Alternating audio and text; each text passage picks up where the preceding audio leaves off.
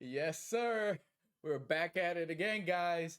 And today I thought it would be a ton of fun for me to actually build out a character on the character sheet, just so that you guys, those of you curious, those of you that are more visual or anything like that, or just want to like watch a video or listen to a video, I want to make that for you guys because that's how I am. A lot of when I was learning tabletop games at first was me just listening to videos when I had like I used to be like a janitor. So I just like kind of put in like different YouTube videos and I'll just listen to it, right?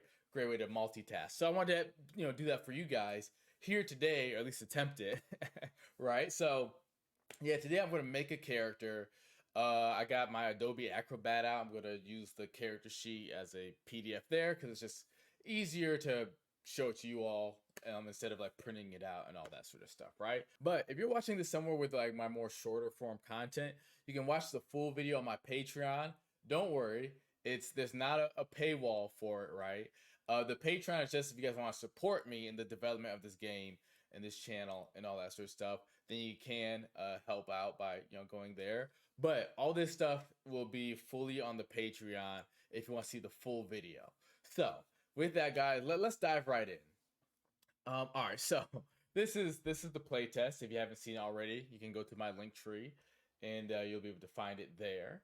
And then let me see if I can do this proper. Like, bam, there we go. Here is the actual character sheet that I'm going to be using. So first thing first, right? I got to think of a name, right? Let's see here. Let me zoom in here. I have had a couple characters. Typically, I'm the DM of a lot of the games that I play. But the few times I do get to play, sometimes I like to use like the same character's name, just because like almost like if they were in like another multiverse or universe or something.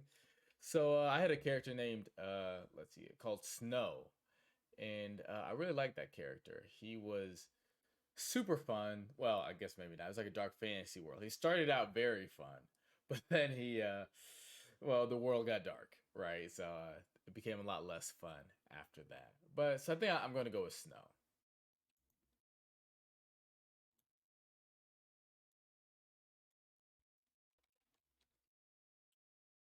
All right.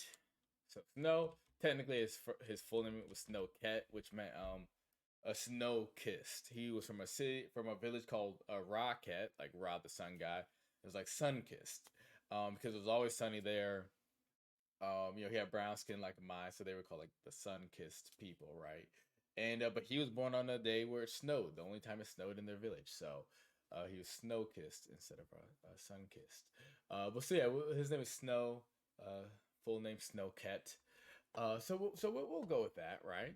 But from here on, we're going to have to kind of go back and forth between the playtest, right? So let's get to the very next section, which would be ancestry. So here we are in the character creation chapter 2 section. I've actually already have seen like an area that I can improve on the character sheet. So in the character creation, we have this thing called the ABCs, not totally new to tabletop games by any means. That's something that has been established. I mean, like ancestry, background, and class. But if you look at the character sheet here, I have ancestry and class, and background. I have that on page 2. Well, the background abilities, at least, right? So I've already seen something that I can improve on, which is a big part of this process. But that's what I love about making videos like this is that I've already noticed that, and now probably next week, sometimes you guys will hopefully see a updated version of the character sheet. But so going back to the playtest, we have a couple of ancestries here.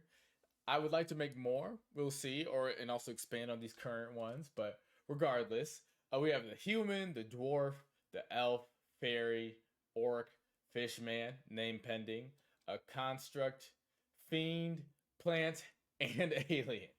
Not in alphabetical order, right? But for whatever ancestry we pick, we can pick one of their primary features, a secondary feature, and then their all of their basic features, right? And if you choose two ancestries to be like part human, part dwarf, right? Then you could pick the primary feature of one, the secondary feature of the other, then the basic feature of either or, right? So I think I'm going to keep it a little straightforward, and because I'm a big One Piece fan, I'm going to go with the Fishman, right? So the only primary feature they have right now is that they gain +1 to power and speed because of their deep sea pressure ability. But we have two secondary features. But before we get into that, I will mark in here that I chose Fish Man. Awesome. So, bam, there we go. So from there, in fact, I just thought of a better way to do this. All right, so we selected Fishman as our ancestry, right? And next, we're going to take down those abilities, right? So we got the deep sea pressure ability, and we can either choose a secondary ability of of gills, meaning that we can breathe underwater, or a fin. When fighting with unarmed strikes, you deal an additional die of damage. Enemies who touch you take damage equal to your half your proficiency bonus rounded up in damage. Um, I think I'm going to go with Finned. You know, maybe if you're going into a world that had a lot more water, then you may want to do that. But I'm going to go with Finn because I like doing damage. All right. So now that we're on the second page, I can type in the features of the ancestry. So I'll go deep C P. There we go. Yeah, you're gonna have to definitely summarize some things, right? So let's say +1 power and speed. Awesome. And then we'll go with Finned. Let's see. Unarmed strikes +1 die. And yeah. however you want however you want to sum up the rest of that, right? But the point is that there we go. That's where we would put it, right? Awesome. So the Fishman has a walking speed of 50 feet and a swim speed of 50 feet. Um, so I should add that in here.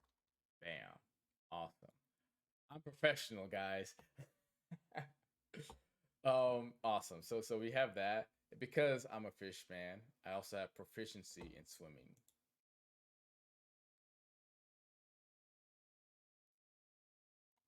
Awesome. And depending on the skill, you might not need a number. Having proficiency in swimming speed means that you just can move your full speed as opposed to half every time you swim a distance. So if you move 5 feet, that would count as 10 feet of movement if you weren't proficient. If you move five when you are proficient, it would only count as five. So from there, we would actually go down to the playtest and we choose our backgrounds, going from the A's, the ancestries, to the B's, the background. The backgrounds are going to get completely overhauled, so hopefully you're not too attached to this very simple execution of them. But I wanted there to be some form of background, just so you guys knew that it would be there, right? For my background, I'm going to choose the soldier, because I feel like I'm probably gonna go down the warrior um, route, and I just realized that with the Fishman, it's just power and speed. It should be power and agility. Before it was called speed, just because I was like, it's a placeholder. But so it should be power and agility, right? So part of the process is as you're changing terms and things like that, making sure it's all up to date and whatnot. But so as a soldier, I gain proficiency with initiative. I gain a stat boost, +1 to power, agility, or awareness, and the descriptions to be determined, right? So, once I fix this, I will probably move class and subclass over, put background here, and I'm probably going to have level and proficiency bonus on the same thing, which is what I brought up in a previous video that I posted regarding the character sheets. But I didn't have a good reason to squish them together, but now I do to make room for backgrounds. So we would put a background in the center, but give it 2 weeks tops, and that'll be fixed, and you'll be able to do that.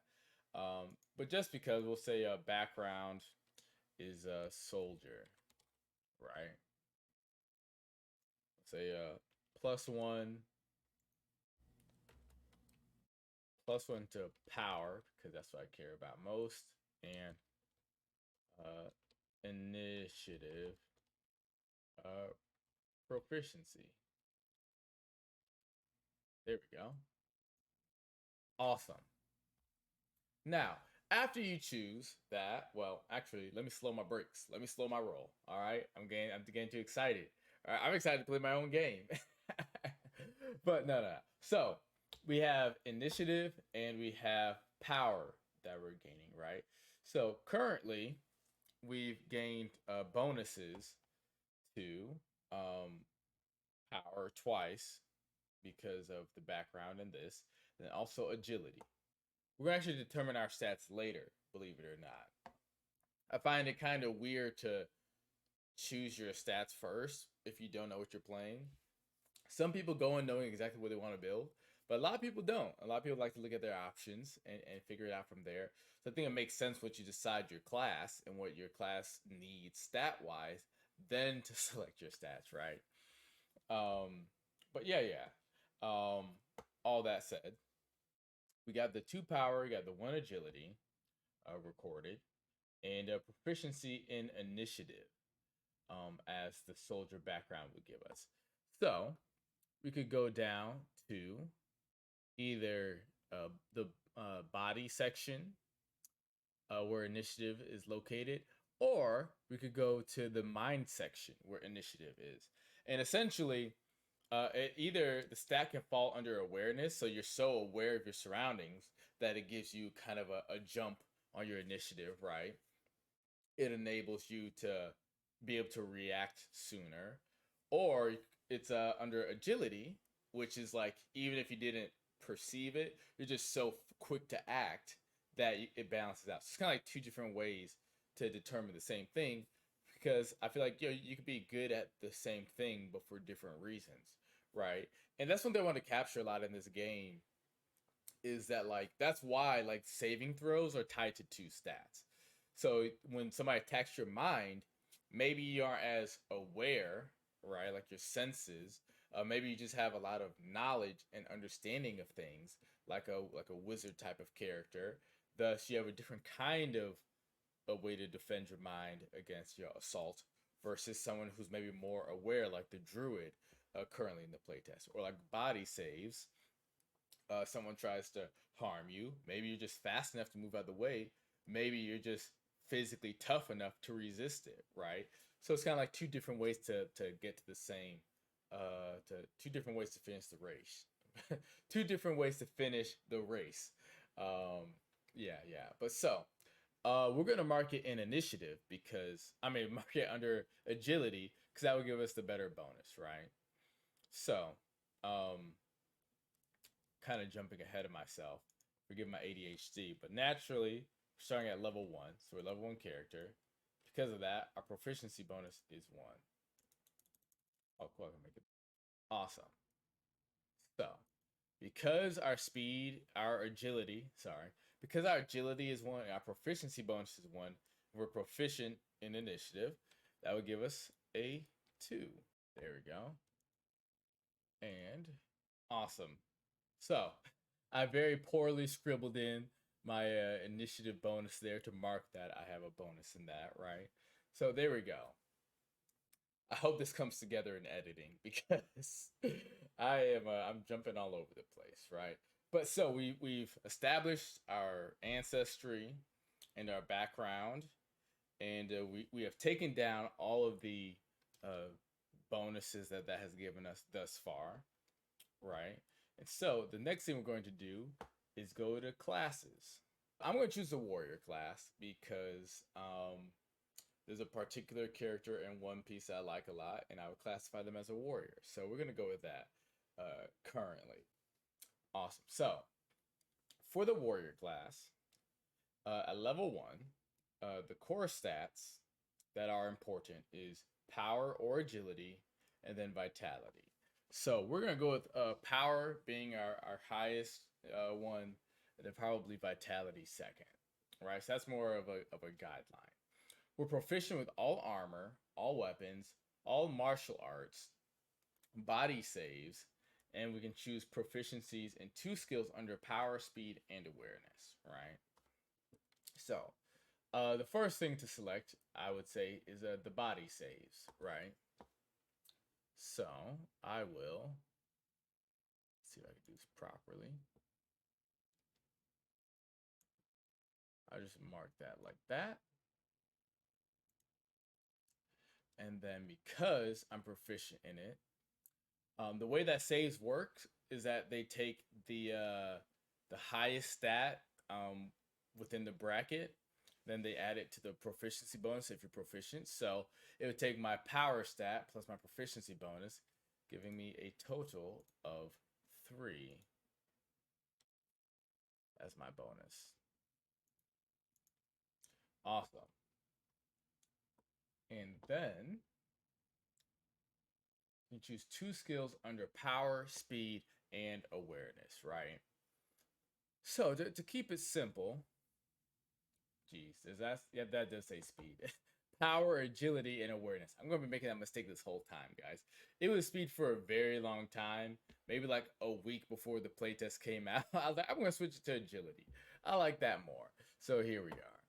So now we can kind of start filling stuff out. Firstly, one thing I realized way late, and I apologize, guys. I think I put the health of these characters like what their health is supposed to be. Their hit dice. So if you're watching this, the warriors as a non-caster, the warrior health will be a D12 hit die. All half casters, which as of now would be the hunter, is a D10, and then the druid, which is a full caster, would be a D8, right? And in my game, you just get the max health, unless you're using a optional rule to make it maybe a little bit more challenging to where they roll. So that's why it's still relevant to have the dice, because you might want to use the optional rule. But so I could edit it here, but one day this is gonna change. I'm gonna make a whole new playtest document, so it wouldn't really matter all that much. But yeah, so actually,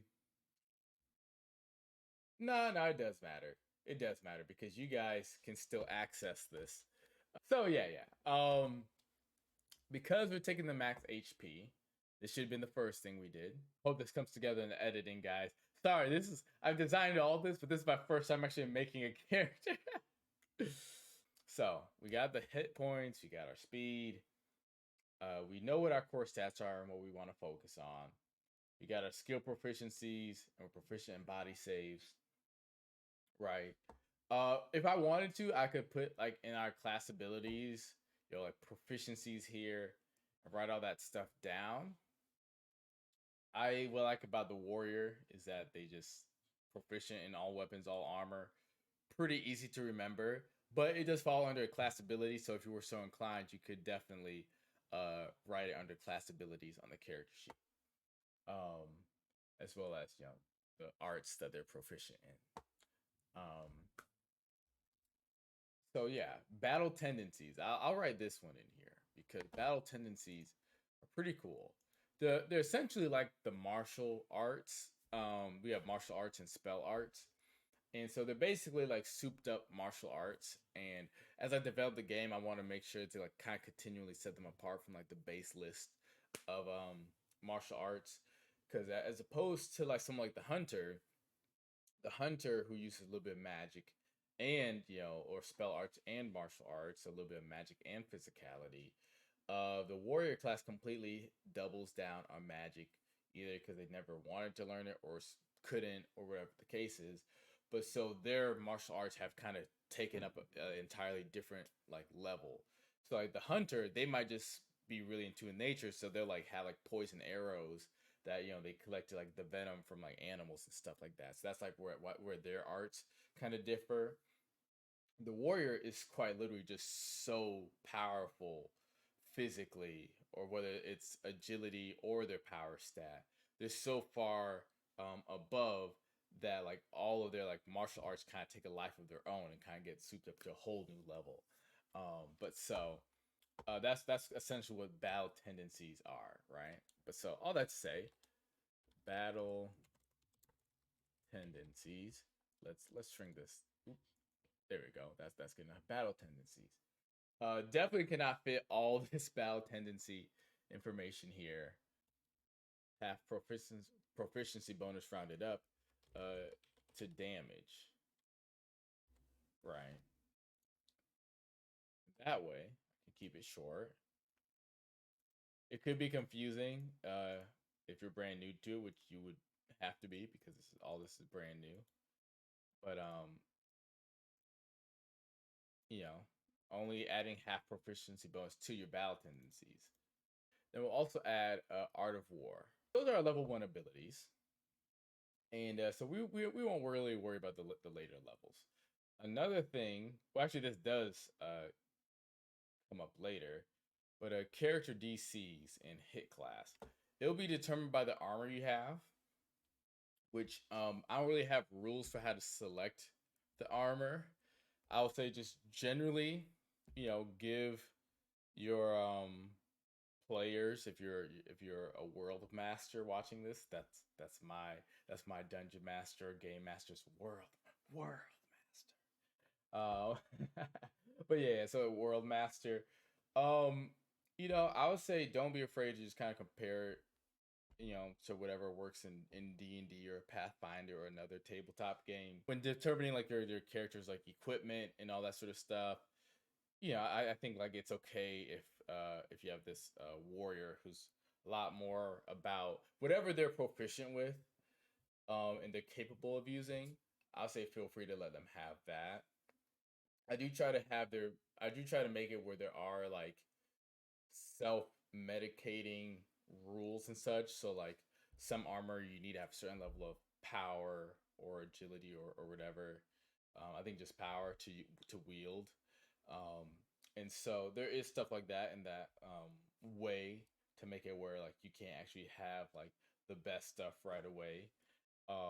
I like to hone those things in as time goes on.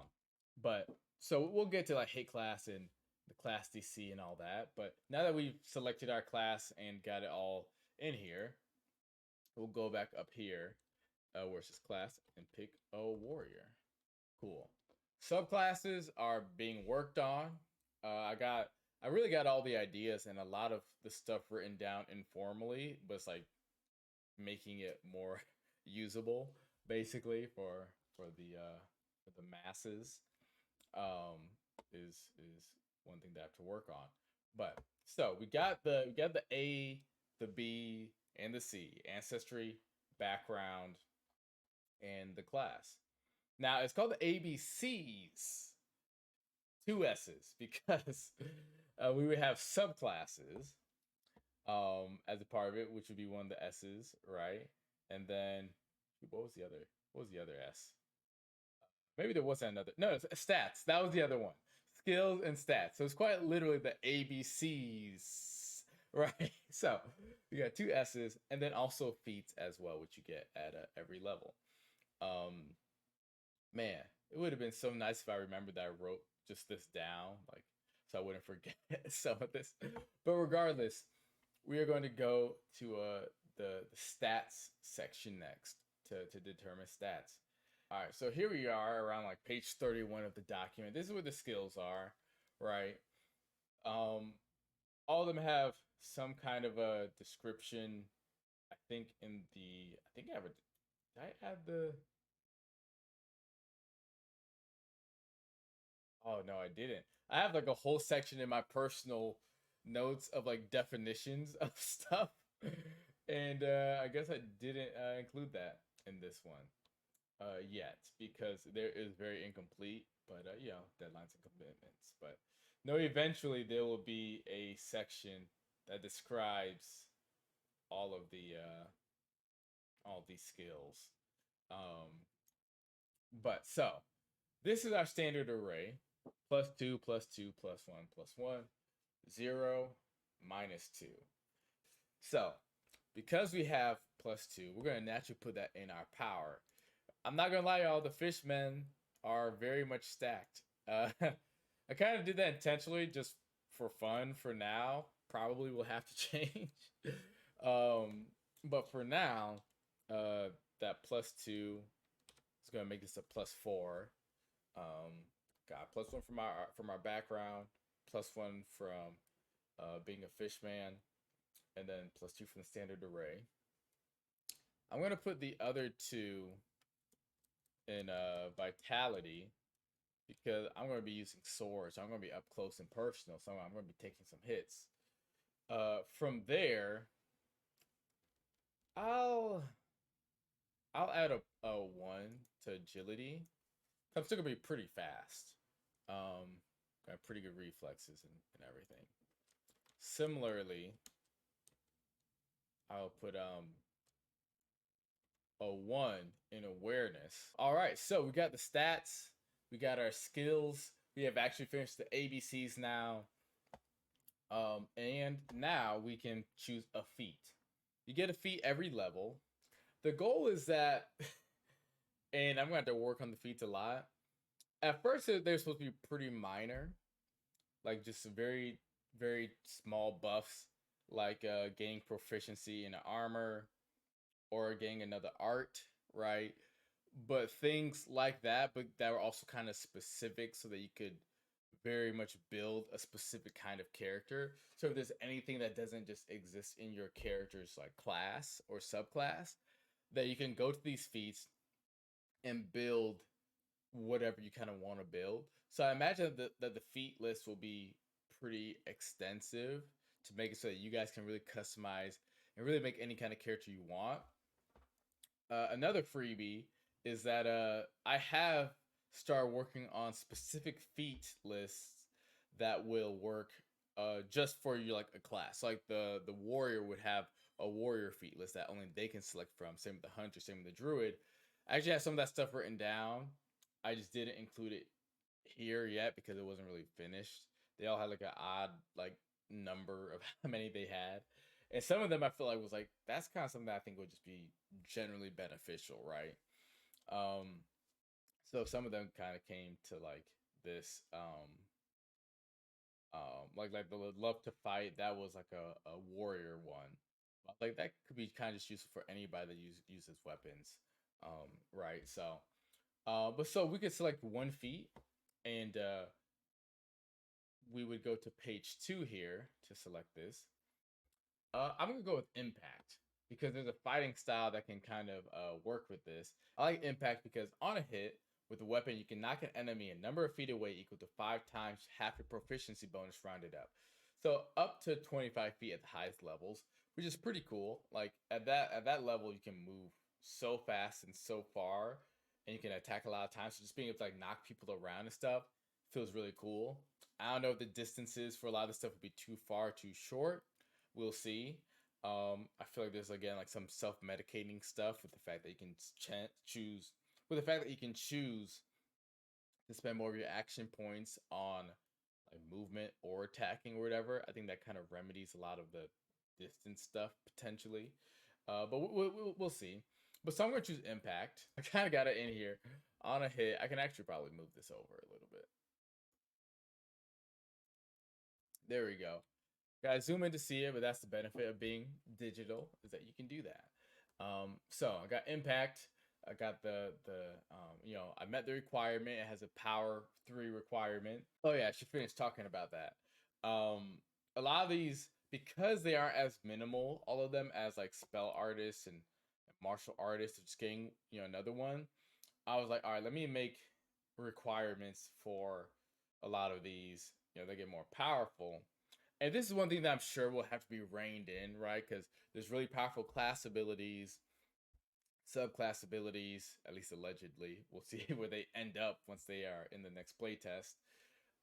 You get, you know, your ancestry and background abilities as well, and and then also feats and your arts, right? And that may be too much, it may not be too much, right? So that could change, right? I may make it to where it's just every other level, you get a feat, maybe. That's a potential thing. I want to make sure though that every level feels impactful, so originally when I was thinking of doing feats, it was for the intent of a lot of smaller abilities that could help customize your character, small but meaningful. But so that you could make really cool builds without like in D&D without having to sacrifice like 3 levels of like your main class to get something else, which isn't the worst dip by any means. But oftentimes it's like sometimes you just want the flavor and to be functional in an idea. But to do that, you have to like sacrifice a lot of like power and stuff or whatever from your main class or maybe a more optimal build. So to me, feats is a way to not have to hurt your optimization too much. It's like an extra way. But that may change as time goes on. Maybe they will become more potent, and then I'll just have it. You all select less of them. But who knows? So we selected our feat, and if we go back up towards here, we go.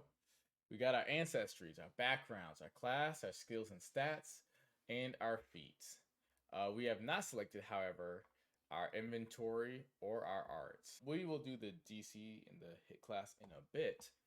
But yeah, going back to page 2, because we're a warrior, we get to pick 1 martial art and 2 battle tendencies. Really should have did this while I was doing the class. But so the battle tendencies, man, I love these names. I'm gonna go with 9 arms demon Asura. I will also choose I'm gonna choose Duel of Fate to be a party helper. I want an AoE move. I'm gonna do Dragon Tempest. I really like that one as well. The number equals 5 plus primary stat plus proficiency bonus. Primary stat is 4, so that's 9, plus proficiency bonus is 1, so our DC is 10 currently. As far as this DC, because I haven't made the monsters yet, I don't really know if this is a good number, if that'll be too easy to make, which might be a good thing because since so many arts have little conditions and conditions are going to be flying around pretty consistently, it might not be such a bad thing that you know the DCs start out pretty low on the characters end to keep things a little balanced. One thing I thought about is that now that we have our scores, we can change some of these numbers and whatnot. For spirit, we'll add the two. Oops, a 2 there. And then for mind, here's the nice thing, right? I have a -2 to knowledge, but my mind save is 1. So you don't have to worry about your dump stat harming you too much, right?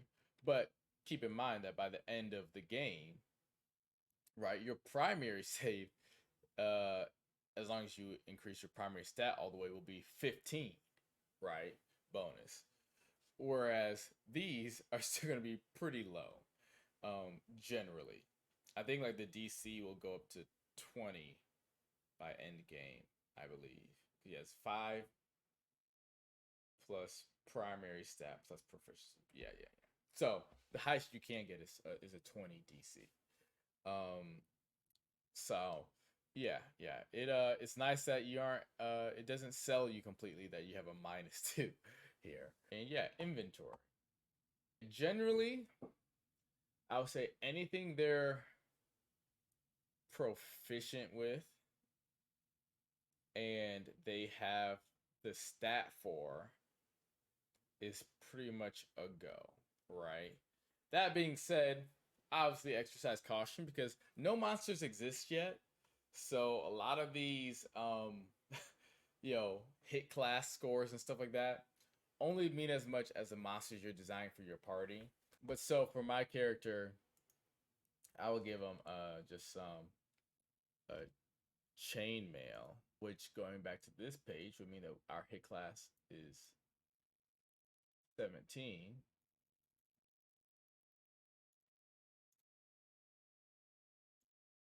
They're all like different fonts. But our hit class is 17. So now our first page is finished, which is pretty awesome. We'll go with the katana. Cool. And I don't know, maybe I start with like, I don't know, 20 coin. But yeah, guys, that is essentially how you would go about making your characters, except hopefully a little bit more organized than me. Yeah, guys, I can't say it enough times. This is already feels weird to me because I've been working on this literally like the first day that I like posted like this and like videos about it. I had already been like working past like my cutoff point for like a decent while. So even seeing some of this stuff is like, oh man, this is a little weird. Or like, oh, I would definitely change this, or I've already updated some of this stuff or whatever else. So yeah, it's kind of weird looking back at it, terms, changing and all that sort of stuff. So forgive me if I was a little scattered brain during that, but yeah, that's why I'm gonna save this in post. Yeah, I'm gonna save it in post. But awesome, guys. Thank you for watching this, and hopefully this helps you out a little bit filling out your character sheet, and all that, and hopefully it makes the process easier. If you want to just stay up to date on this stuff, I'm gonna be posting these videos on all my social media, but also my Patreon, which is the best place to support me. There's no paywall for it. It's just, you can check out the stuff there. It's actually my ideal place. I would suggest people to download the files. It's kind of easier, I think, for the posts, to download it from the posts. So yeah, wherever you see this, you can go to my Patreon. You can download, these files, the playtest, the character sheets and stuff from there. And yeah, and if you want to just support the process, $5, $15 goes a long ways, and I greatly appreciate it. But all right, guys, I will see you in the next video, or rather, I will see you in your world. All right, see ya.